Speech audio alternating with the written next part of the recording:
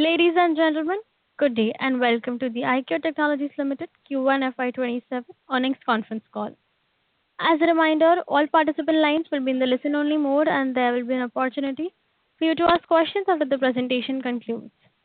Should you need assistance during the conference call, please signal an operator by pressing star then zero on your touchtone phone. Please note that this call is being recorded. I now hand the conference over to Mr. Suyash Samant from Stellar Investor Relations Advisors. Thank you and over to you, sir. Thank you. Good afternoon, everyone, and thank you for joining us today.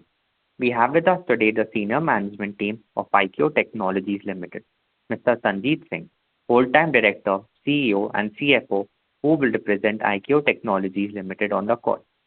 The management will be sharing the key operating and financial highlights for the quarter ended 30th June 2026, followed by a question and answer session. Please note this call may contain some of the forward-looking statements which are completely based upon the company's beliefs, opinions, and expectations as of today. These statements are not a guarantee of the company's future performance and involve unforeseen risks and uncertainties. The company also undertakes no obligation to update any forward-looking statements to reflect developments that occur after the statement is made. I now hand over the conference to Mr. Sanjeet Singh. Thank you, and over to you, sir. Thank you all for joining the Q1 FY27 earnings call. Our presentation has been uploaded on the stock exchange, and I hope you have had a chance to look at it. I would like to briefly touch upon the strategic progress we are making at IKIO and the performance during the quarter. Our focus continues to be on reducing our reliance on the traditional home lighting ODM business and building a more diversified portfolio across lighting, hearables and wearables, energy solutions, electronic components, automotive lighting, and other technology-led products. This strategy is steadily changing our revenue mix, with the other businesses becoming an increasingly important growth engine for the company. Global expansion remains another important pillar of our growth strategy. We now have a presence across 20 plus countries while we remain focused on further diversifying and reducing our dependence on any single geography. A key focus area has also been strengthening our manufacturing capabilities. Our new facilities are being developed to support new age products, exports, and greater backward integration. Block 1, comprising approximately 2 lakh square feet, is already operational, while Block 2 has been partially commercialized in Q2 FY27. Construction of Block 3 is progressing as planned. Together, these blocks will provide significant additional capacity to support our expanding product portfolio and future growth. This capacity expansion is complemented by our strong in-house R&D and backward integration capabilities. With over 3,000 SKUs, an in-house R&D and product design team, and capabilities spanning design, tooling, component manufacturing, assembly, and testing, we are increasingly positioned to participate in higher value manufacturing opportunities. Coming to our financial performance. Revenue from operations grew 41% year-on-year to rupees 169 crores in Q1 FY27, supported by continued momentum across our diversified business portfolio.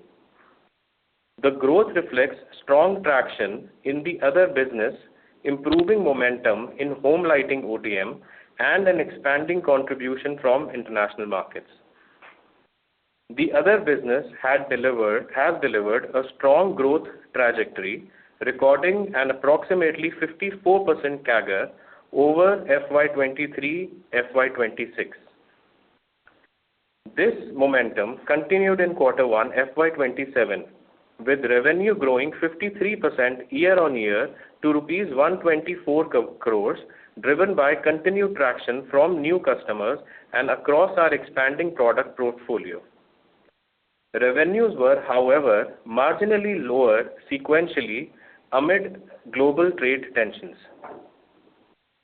At the same time, our home lighting ODM business continued to improve, with revenue of rupees 45 crores in Q1 FY27, up 16% year-on-year and 18% Q-on-Q, reflecting improving business momentum and new customer additions. Moving to profitability. EBITDA increased 94% year-on-year to rupees 22 crores, with EBITDA margin improving to 13% from 9.4% in Q1 of last year. PAT increased to rupees 11 crores from rupees 2 crores in the same quarter last year. The improvement in profitability was primarily driven by revenue growth and operating leverage. Sequentially, however, profitability was impacted by higher raw material prices arising from war-led supply chain disruptions and higher employee expenses following the revision in minimum labor wages. We are engaging with our customers on pricing and expect these pressures to normalize in the coming quarters as revenue scale and operating leverage kicks in.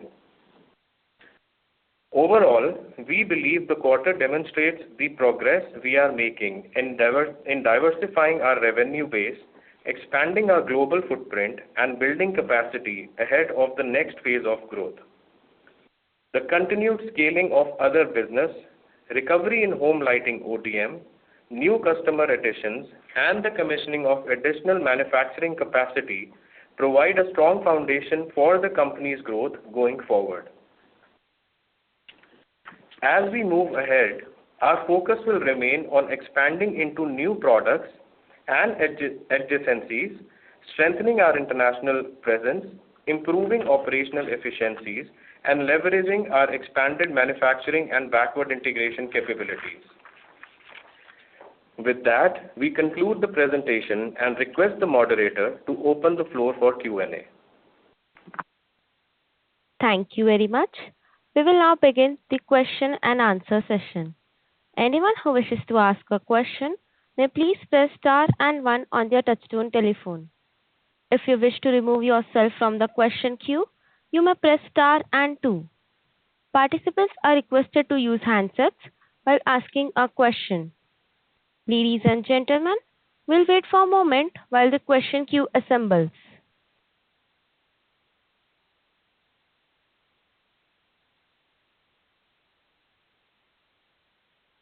The first question is from the line of Mayank Agarwal from Scientific Investing. Please proceed with your question. Yeah, hi. Thank you for the opportunity and congratulations on the good set of numbers. I have a couple of questions.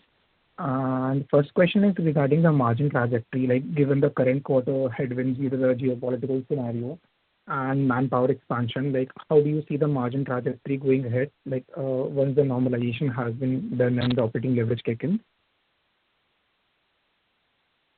Yeah. Hi, Mr. Mayank. Thank you for asking this question. So, on the margin trajectory, we are actually still, I would say, in line to what we had guided for the year. Our margins would definitely would have been slightly better compared to where we are today. If the geopolitical scenario would have been normal or close to normal.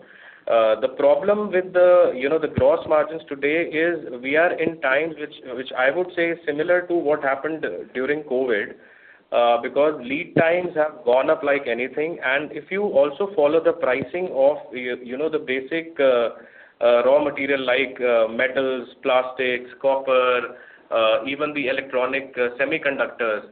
So the pricing has shot up like anything, and on top of that, the lead times of the electronic components have gone up from a generic 4 to 6 week lead time to, in certain cases, over a year.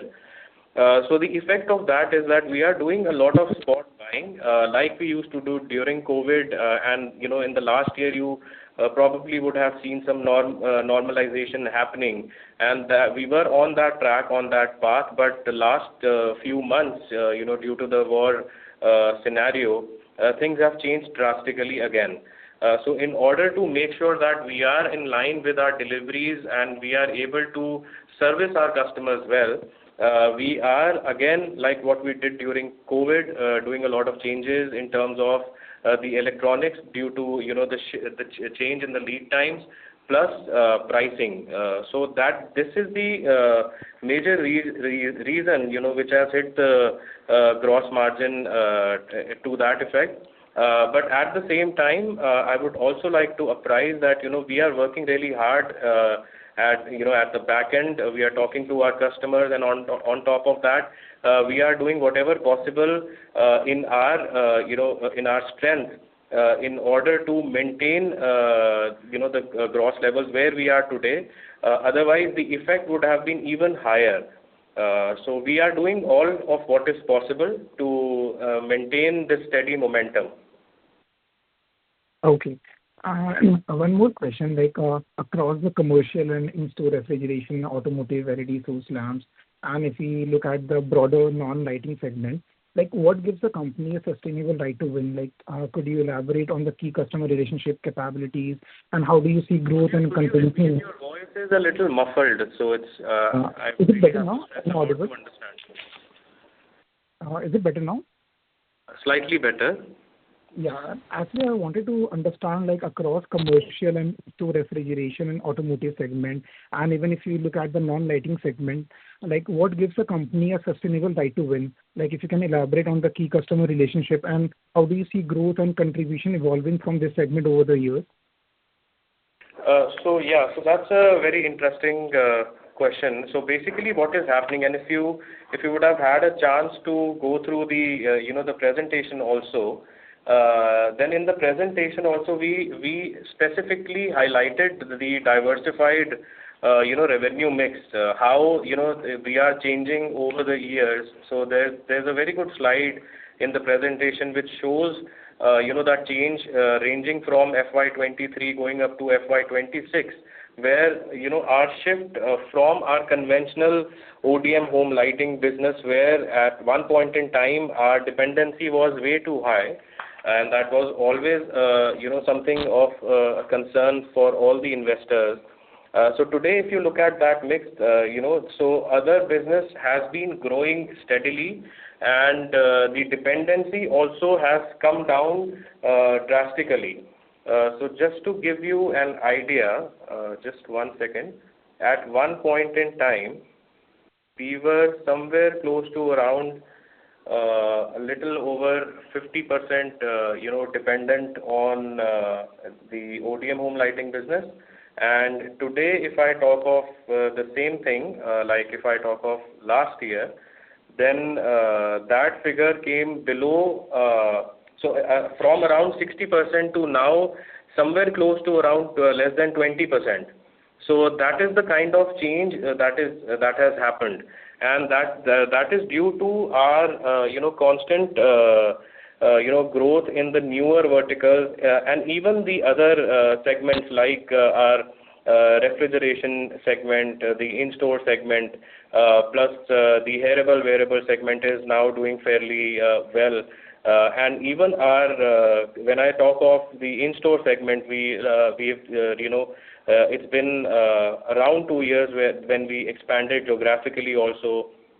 So even during the war period, we are still maintaining decent numbers. The kind of decline that we were expecting, that didn't happen, because even in that region we have diversified geographically into many countries, and not just restricted to 1 or 2 countries. If that would have been the case, the numbers would have been totally different. So this is how we are placing our business, because 6 years back, before COVID, the world was a completely different place as compared to where we are today. So keeping all of that in mind, our main, I would say, focus or key area has been to diversify our business first into different product categories, different verticals, and second into different geographies, so that we don't put too much of our eggs in one single basket. So going forward, these will be our growth engines.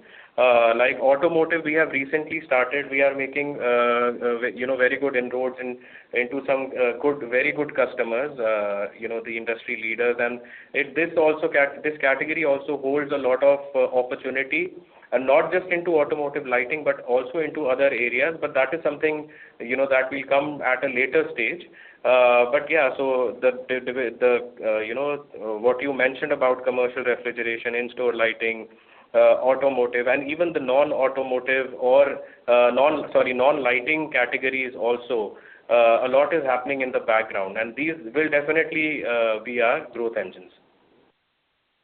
Thank you. And like, if I can ask one more question, like, since earlier you had guided like at the peak utilization at a 300 crore of base, company can do 4.5 to 5x of asset turn. So like, if you can just give a expected timeline to reach the full utilization, and at the peak utilization, what can be the margins? Earlier you had told it can go from current margin to 17 to 18% EBITDA margins. Yeah. So, I mean, if you look at the EBITDA margins, from last, I would say around 15 to 18 months. So there has been a sort of a steady trend where the margins have been improving because of, all the new verticals. They started to kick in, they started to generate revenue. So we are leveraging the economies of scale. All of that is now, that has started happening. And talking of the asset turn, I've always said that we will definitely reach to the level where we were before making, infusing the capital into the business after post the IPO. So that should happen. I mean, this is something that, as a team that we discussed, and the way we are looking at the business, minus, whatever is happening globally, because there are certain things which are out of our control, which are not part of the plan, but then certainly something happens.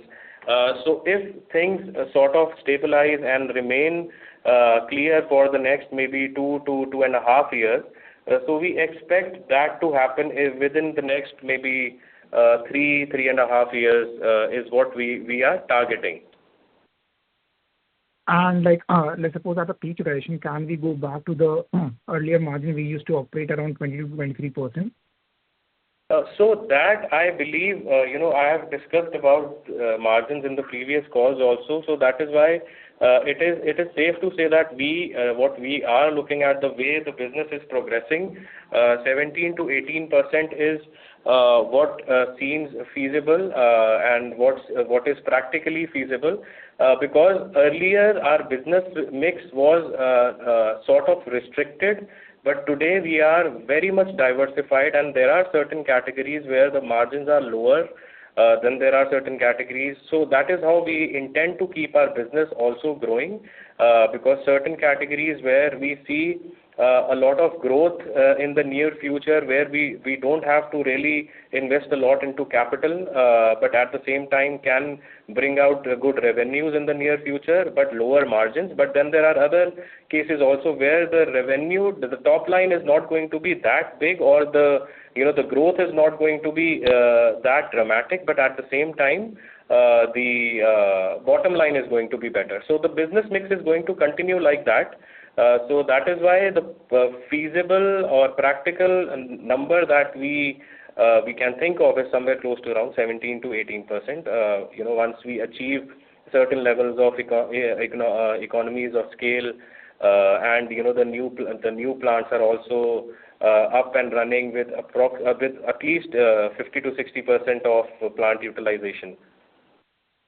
Okay, great. And there's one accounting question, like if you see the tax percentage, tax rate has been very variable in last few quarters, and like this quarter it has been around 35%. So what should be the sustainable tax rate going ahead? Just allow me a moment. Yeah.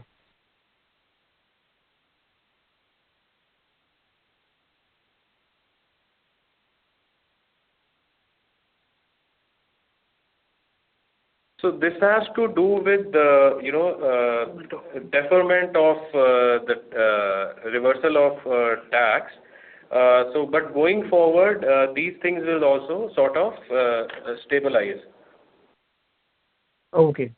Thank you so much. This was from my side, and I wish you all the best. Thank you. Thank you, Mr. Mayank. Thank you. Before we take the next question, we would like to remind participants that you may press star and one to ask a question. The next question is from the line of Harsh Pingle from Surg. You may proceed with your question. Hello. Good afternoon, sir. Firstly, thank you for the opportunity. So there was a dip in gross margin numbers from 45% to 41%. Any particular reason for the dip? So the gross margins, I've been talking about the gross margins because of the geopolitical tensions. So, like I mentioned during the previous question also, the lead times, the pricing of the raw material, because for all of our products, the major, the three, four type of raw material or components that we use is all types of metals. And if you look at the pricing of the metals in the past 4 to 5 months only, where the prices were during January, February, and where they are today, there's been a lot of volatility. Prices have been going up. Then there was some slight correction. Then again they went up. So all of that is happening. So metals for one, all sorts of. So we use a lot of MS, aluminium, copper in all the products that we manufacture. Then apart from that, the electronic components. So there, not only the pricing, but the lead time. So semiconductor prices have gone up. They have actually doubled in certain cases, more than doubled, and that too with 5 to 6 times higher lead times than where they were, at one point in time. So I still am waiting for an order that I placed in January for a particular semiconductor part, which we still haven't received, and the lead time generally for that part used to be around 4 weeks. But why we are still able to, maintain the production growth and everything is because we are an ODM manufacturer. So if that part, I cannot wait for 6 months and tell my customers that I'm not getting the part, in stock. So what we do is we keep changing the designs. We keep the parameters, specs, everything same, but we keep changing the design. This is the same strategy that we applied during COVID as well, which actually helped us in gaining, a lot of market share too, where some of our peers were struggling. Similar thing is happening right now. And that is the only reason the gross margin has got a hit. And in fact, because of all the, this strategy, we are still able to make sure that hit is not as high as the gap in the pricing is. That is due to our, the R&D team and our purchase team working together and making sure that, one, we are able to provide the goods on time, and second, we are able to manufacture the products at a price which is still reasonable for us to manufacture. So this 41% gross margin, 41% gross margin is what you would say is sustainable for the year? Yeah. So see, again, coming back to the gross margin thing, last 4 months, the pricing has been very erratic. So even if where we are today in terms of raw material pricing, we should still be able to maintain this gross level, going forward, unless there is something which is, the war escalates or there are more countries getting involved. Something like that, if that happens, then, it's going to be a different story. But looking at the scenario today and where the prices are today, they are not a normal range. But even if where they are today, we should be able to maintain these gross margins. Sure, sir. So other question was regarding the other businesses. The revenue has taken a dip again here. Is this a seasonality factor or some other thing that is going on again due to war? So basically, the dip, if you are looking at the dip, that is on Q-on-Q basis. Yeah. But if you look at the numbers year on year, so I think approximately last year, if I talk of Q1, we did somewhere close to around 120 crores. I'm just giving you an approximate number. Yeah. And if you look at the business this quarter around, we did the same value in the other business. In the other business segment. So in this quarter, we did close to around 124 crores. which was the entire business from the last year quarter. So quarter one, generally in our case, is always the, one of the leanest quarters. And then comparison with quarter four is generally something that we generally don't do. But if you do a Q-on-Q year-on-year comparison, that is where the real picture lies, because quarter one of last year is comparable to this one, and likewise quarter two and quarter three, because quarter one is generally the leanest. Understood, sir. So just last question. Could you help me with how do you look at other businesses, every business like home, auto, hearable, wearable? Could you paint a picture for me of how do you see this year particularly? So if I talk of other business, like what I just referred to, the kind of growth that we have seen, if you look at it from a quarter year-on-year perspective, so that business has been steadily growing, growing at a good pace. And in fact, all the verticals are actually doing really well in the other business segment. And if this quarter, the war situation would not have been there, then definitely our numbers would have been even better. So I would say that we missed an opportunity of close to around at least 10 to 15 crores of business that could have been possible if situation would have been normal. So the trend is going to be similar, although we are also focusing on the ODM home lighting business. We are adding new customers.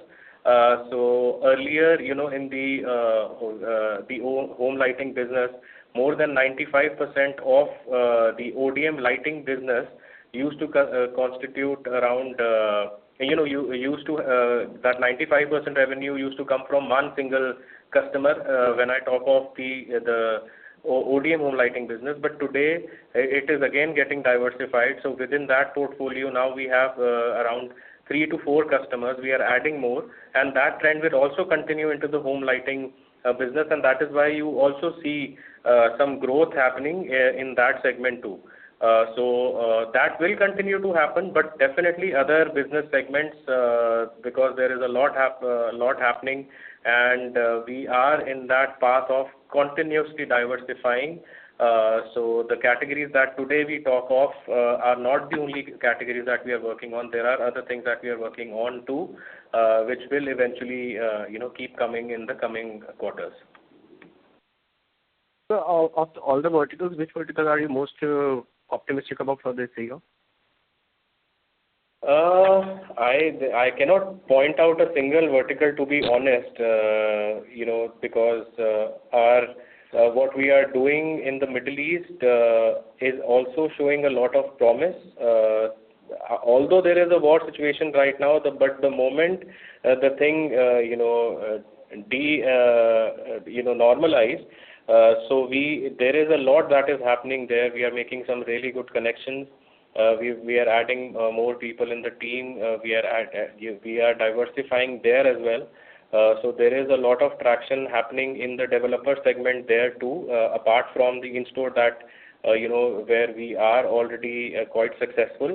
So that is something that will continue to happen. And if I talk of the domestic in-store and ref, that will also continue to grow. Then automotive lighting, which we have very recently started, that also holds some good promise. But although that is new, so the numbers are not going to be big, but definitely it holds a lot of potential. And also the hearable wearable segment, that is there also we are doing consistently good now, and the margins in that vertical have also become somewhat reasonable, where we were struggling during the first, I would say, 6 to 9 months. So that also is now sort of on track, so where we wanted to be. So these are the categories where I cannot really point out one single one, but all of these put together will definitely be our growth drivers. And then there are certain other products in the non-lighting segment where, like the products that we developed for Honeywell. So that association is also going strong, and in fact we are with them also thinking of some other regions apart from India also. Understood, sir. All the best, sir. Thank you, Mr. Harsh. Thank you. Before we take the next question, we would like to remind participants that you may press star and one to ask a question. To ask a question, please press star and one now. The next question is from the line of Ankur Gulati from Genuity Capital. Please proceed. Thanks. Can you give us some reason when the daily growth is higher than guided this quarter? Yeah. Hello? I'm sorry, Mr. Ankur, I'm unable to hear you. The LED business growth seems to be higher, which is a bit of a positive surprise. So anything specific which led to this growth? So you're talking about the ODM home lighting business, right? That's right. Yeah. So, in the ODM home lighting business, like I mentioned earlier, we've added some new customers, so that new business coming from those new customers have sort of added, the additional revenue to that vertical. And that, like I said, that will continue to happen. This momentum should work out for the coming quarters also. And that is something that we are, that's a different team that is continuously focusing on making sure that we add more and more customers to this vertical and make sure that there is some additional revenue coming out of this category, because it's one of the oldest categories that we have in lighting, and we would definitely want it to, we would want to carry forward with the legacy of this business. So two questions follow up. One, in earlier calls, the guidance given was that this business will stay flattish, especially because of Signify impact as well. So should we pencil in, let's say, at least 20% growth from FY26 base of 170 odd crore? So you're talking about the full year number, right? That's right. Yeah. So the full year number that we achieved during the last year, which was somewhere close to around 170. That's right. So that the average comes out to be around 42. So the average of 42 was because I think from what I remember, the first few quarters were relatively better, and then there was some sort of dip which was happening. So what we are doing right now is we are just adding more customers and making sure that correction in the dip happens. So if I talk of this year also, then we are close to that average of 42 crores. In quarter one, the figure is somewhere close to around 45 crores, so which is very close to the average of last year.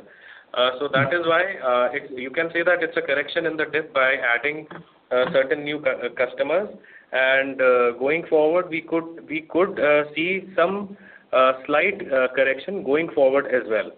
But the final number for the entire year should not be drastically different to what we achieved in the previous year. So same as 170 broadly, right? Which means sequentially. Yeah, broadly 170, give or take maybe an uptick of 10-15 crores is probably on the charts, but we'll see how it goes. Fair enough. And the other business grew by 53%. So is it possible to give more details which sub-segment drove that growth? So honestly speaking, it's a combination of all the segments. It is, I cannot pinpoint a single segment where the growth, which led to the growth, because all of the segments contributed. If I look at all different segments, so if I am comparing year on year, so every segment there is a growth. The only area where we year on year where we could not see the growth, or there was some decline in the revenue, was from the UAE business, the Middle East or the Gulf business, and it has its own logic behind it because of the war situation. But at the same time, we are very well placed in that market, and the numbers are still very reasonable looking at the scenario. and we are doing much better than our peers there also in the Middle East. So apart from that, all the other verticals, there has been really good growth, and we would want to continue with the momentum, and we hope that this war situation settles down so that we can do well in the Middle East also, because in the last few months there is a lot of hard work that has happened, and like I said earlier also, we are now entering into the developer segment market as well, which again holds a lot of potential. Can you give us a broad EBITDA margin guidance for these two segments, the ODM and the other business? So the EBITDA margins that you see in ODM, which is somewhere close to around, if I look at the quarter one, which is there has been an improvement, so which is somewhere close to around 8.4%. So if I talk of the entire year, there is a lot of volatility happening right now because of raw material and everything. But I think we should be give or take 0.5% here or there. We should end up close to this figure only for the year.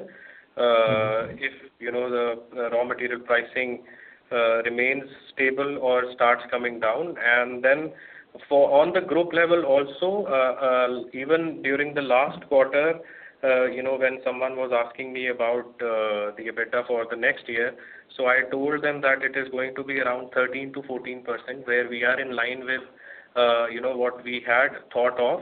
It definitely would have been around 14 or maybe slightly better if situation would have been different. But yeah, this is what we are looking at for the year.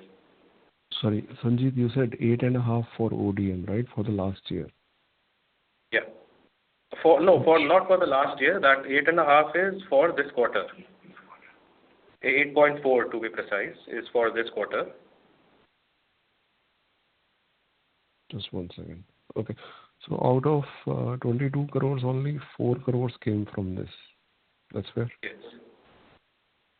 Which then gives me an EBITDA margin of roughly 15. So out of what value are you saying? Sorry?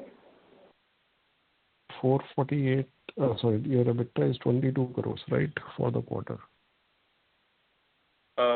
Yeah, 22 crores for the quarter. 3.8 out of that is ODM, which gives me 18 point odd crores for non.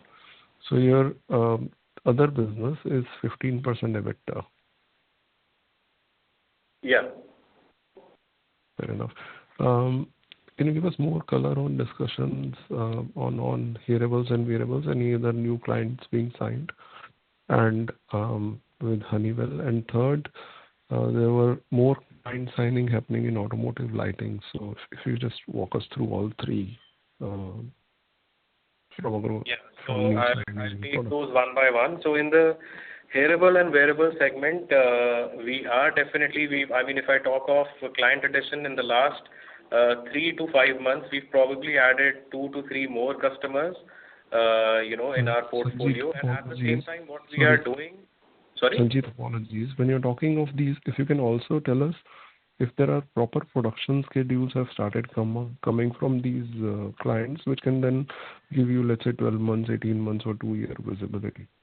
Sorry. Yeah, definitely. That is what I was about to come to. Yeah. So when we started this vertical, what we were doing was basically, you can say majority of job work, and then even in certain cases where we were not doing job work, where we were doing the complete product, but that product was again determined by the customer. The customer used to tell us that they want this from this particular source.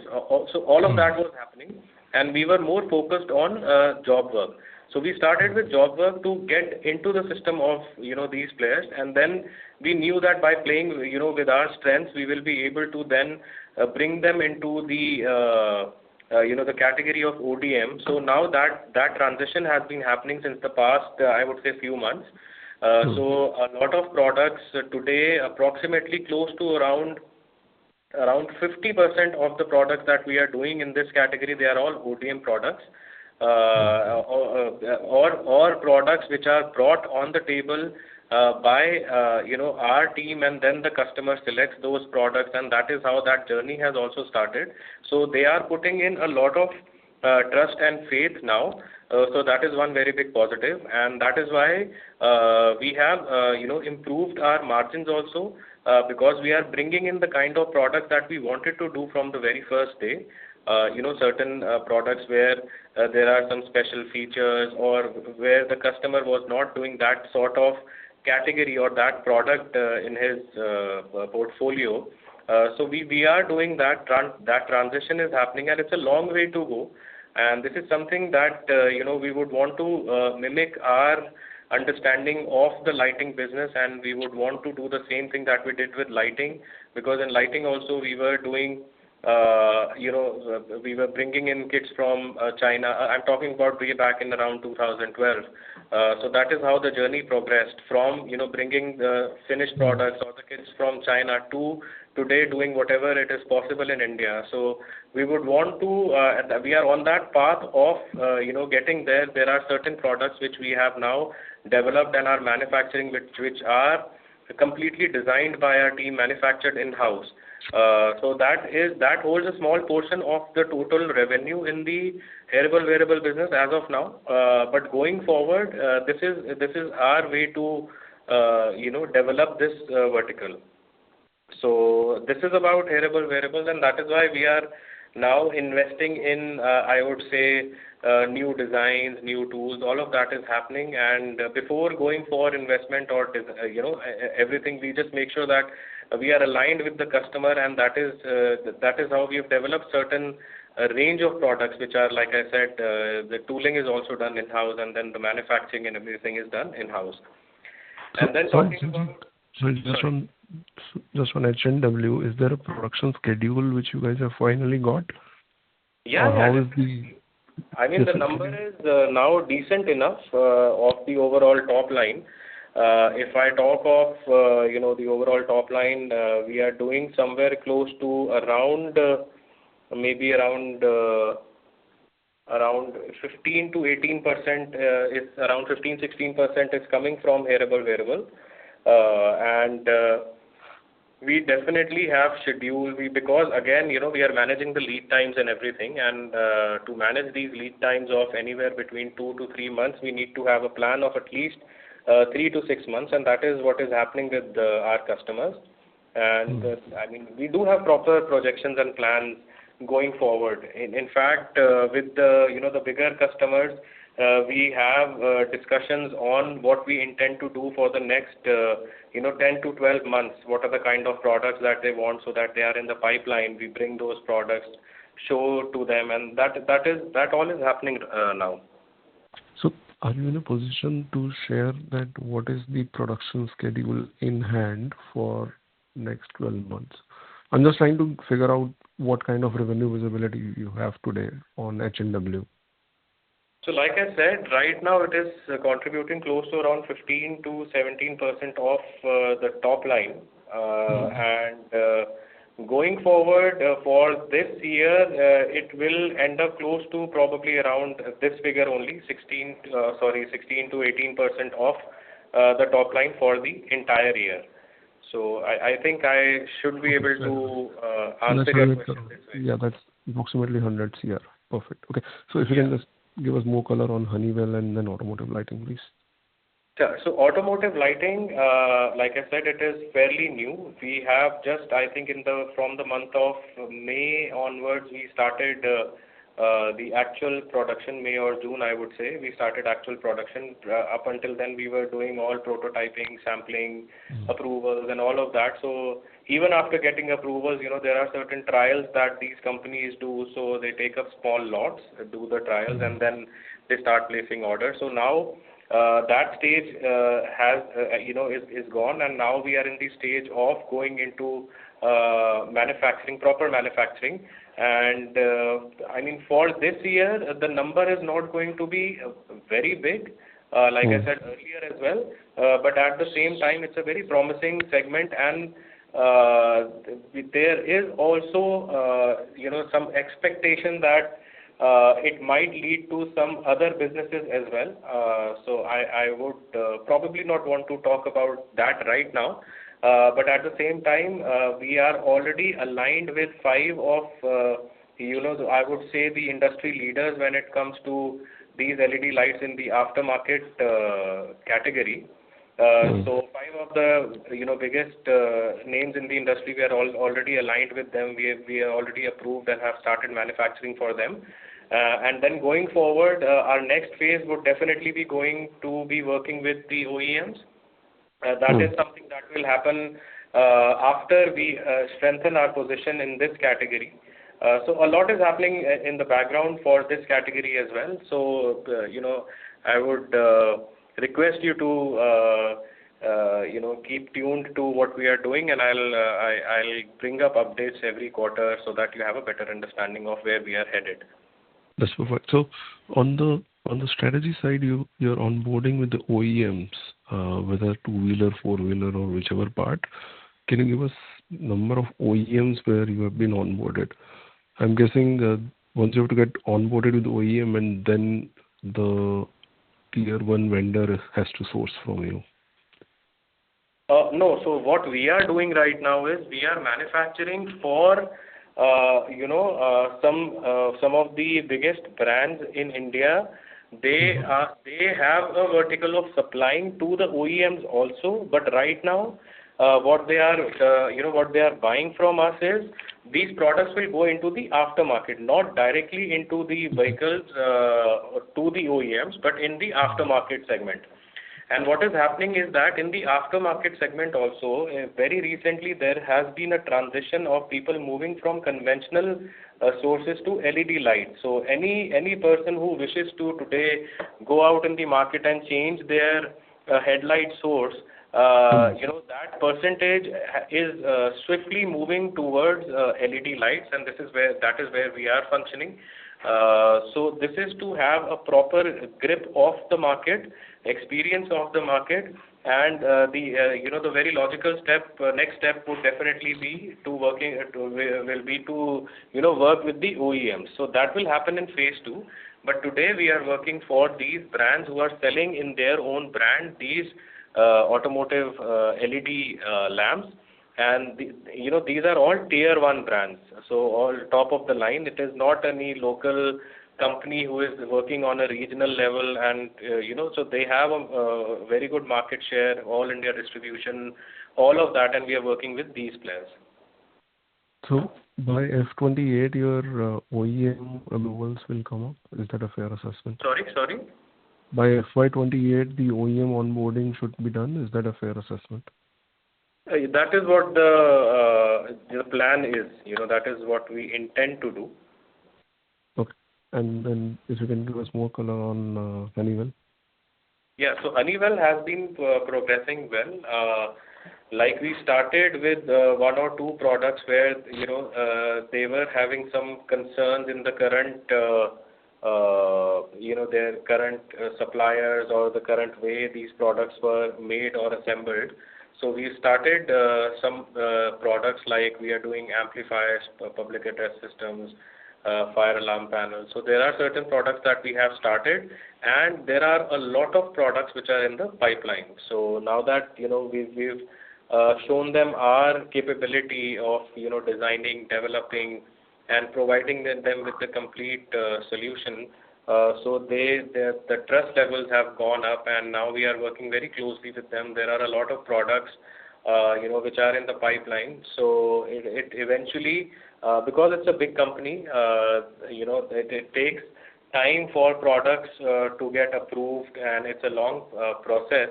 But it's definitely worth the wait. Now we've already started producing certain SKUs for them, and that is part of the increase in the revenue. And we expect that going forward, the SKUs will probably by the end of the year should go up by 3 to 4 times before the end of this year, the number of SKUs that we are producing right now. So this year, based on the last guidance, your other business should be close to 550 CR. 100 CR out of that is variable. Which is the other big segment, if you can quantify that? Is it? The other big segment would definitely be the in-store lighting and the commercial refrigeration lighting. That is one of our conventional businesses also, in-store lighting in India and commercial refrigeration lighting and other electronics we've been doing for more than 10 years now, 10, 12 years now in India. So definitely there we enjoy a very good market share as well. And now that with the diversification into other geographies, so that is one of the other, I would say, big, revenue, this thing. So this business was roughly 210 crores last year, right? Which is ILC. And Grovers and Lumlati was under the same business? Yeah, so Gravus and Lumlati are very new initiatives. These are very, very new initiatives. They don't really contribute to the revenue as of now to that extent that where we need to mention about these, brands or names. But there is a very specific, I would say, understanding of why we brought these into the market, because we saw that there is a very, very, big opportunity in India in terms of the category where we have positioned the products under these two, under these two brands. Although they are again B2B, it's not a B2C, thing that we do. So everything is B2B. But going forward, this is something that is more of an aspiration that I would point out, because we've been into lighting for so many years now, and we've always saw this gap in the market where customers really want something in that category where there are very limited options. So this is something that was intended.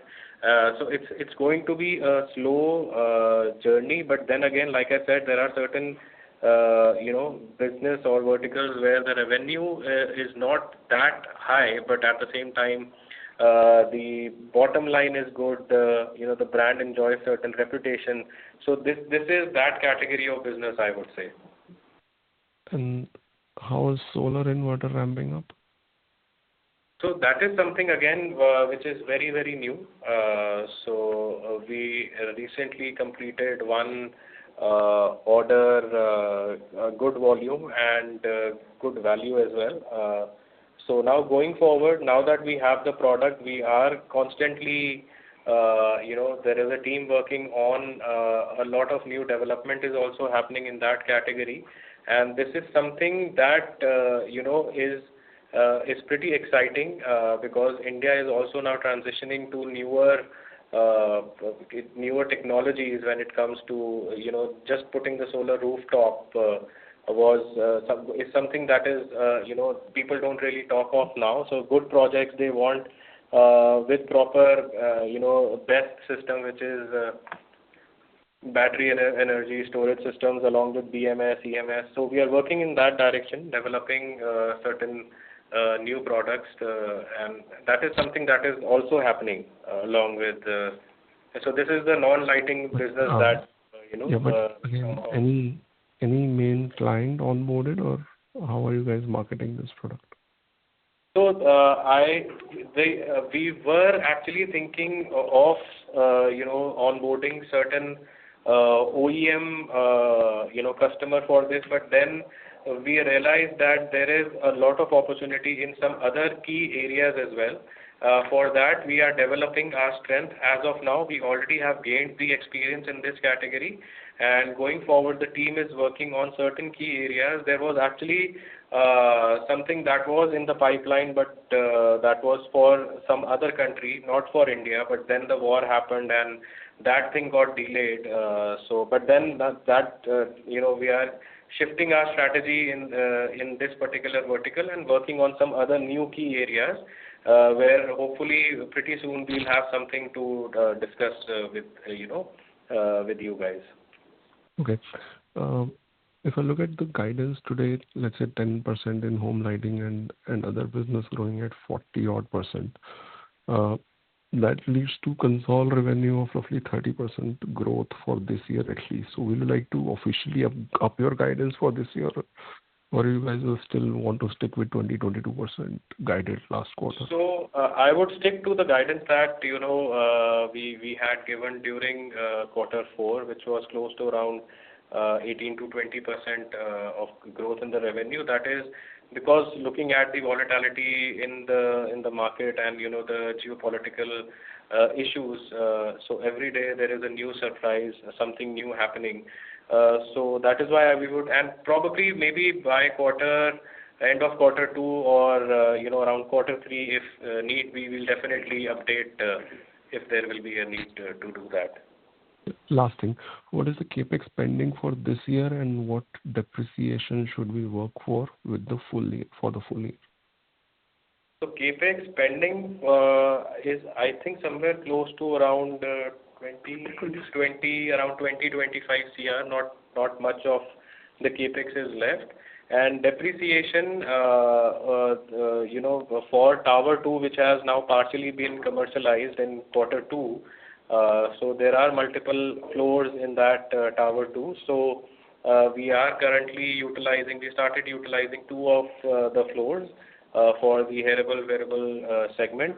So the depreciation for that will start to probably kick in from quarter 2 itself. So that is why we've always shown the cash PAT figures for everyone to be aligned with what the company is doing, as depreciation by the maybe once revenue start to multiply, and the depreciation rate will definitely then show a lower impact on the overall figures. Yeah, but after Tower 2, is there more CapEx? Nothing, right? Sorry? After Tower 2, is there more CapEx lined up? No. So the only CapEx that is pending is around 20 crores, which is then going into Tower 3. So Tower 2, more or less, the CapEx has been done. It's now only into the utilization phase. So once, as and when we start utilizing the floors, that depreciation will start showing in the balance sheet or the figures.